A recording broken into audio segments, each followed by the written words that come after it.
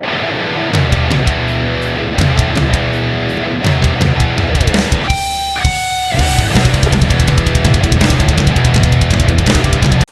and welcome. Now today I'm going to be showing you how to change your upstream O2 sensor in your Pontiac Vibe or Toyota Matrix. Now this one is an 04 base model, and this is a sensor that I'm using on it. So let's get to work. So first thing you're going to do is locate the upstream, which is right there. And it is plugged in right over here. It's got a little plastic clip that holds it in. See right there. Now all we gotta do is unplug it.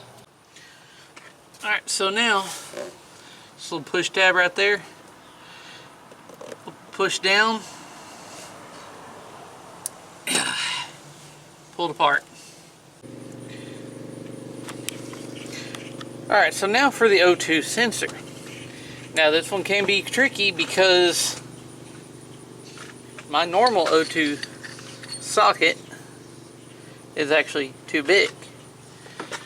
It does not fit between the firewall and the sensor to get on there in order to actually remove it that way. Which means there's two ways to do this. One, you remove the heat shroud by removing 4 12mm bolts and using a 7/8 wrench to remove it. Option 2 is an O2 sensor socket like this one. I'm not gonna lie and tell you where I got it because I've had it for a very long time and maybe only used it once or twice. And it only comes in handy on things like this. And what you do with it is as simple as that.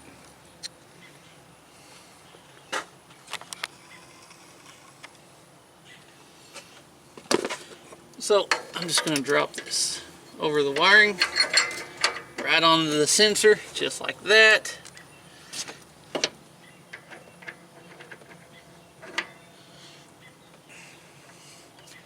The only thing, getting leverage is the only issue when using this one.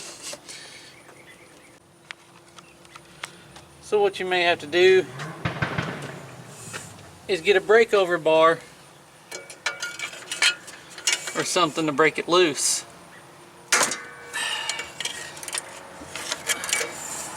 Because if you're like me, kind of hunched over this little car, trying to reach down inside to do this. The only other issue is the heat shield is kind of in the way a little bit. I have to move that a little bit.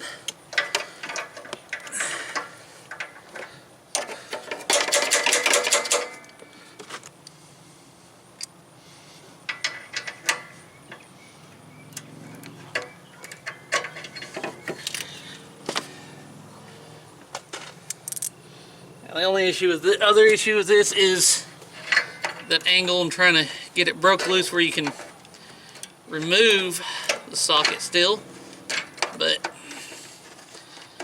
once you get it loose enough, you should be able to get it by hand. It won't take very much.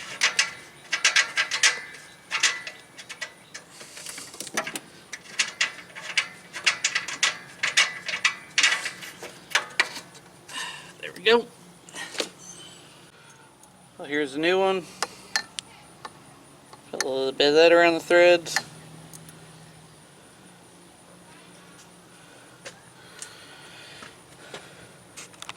And then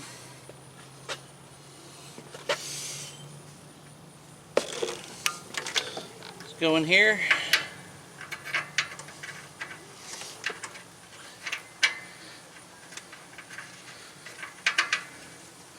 Thread it in. I'll have to move the wiring harness around with you. Don't want to damage it, any of that.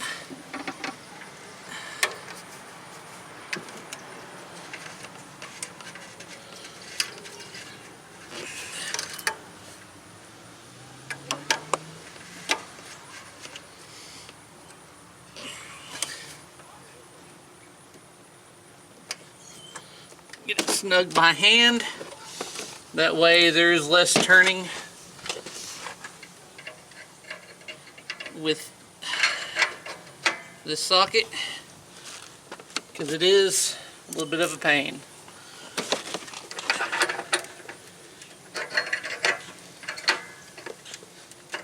As you can see, I'm kind of twisting a little bit, removing it, twist a little bit, removing it, to where I can still get it on and off pretty easy. There we go. So you tighten it down.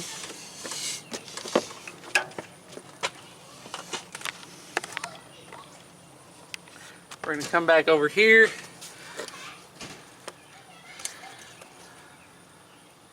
Plug it back in. And then put it back where it belongs.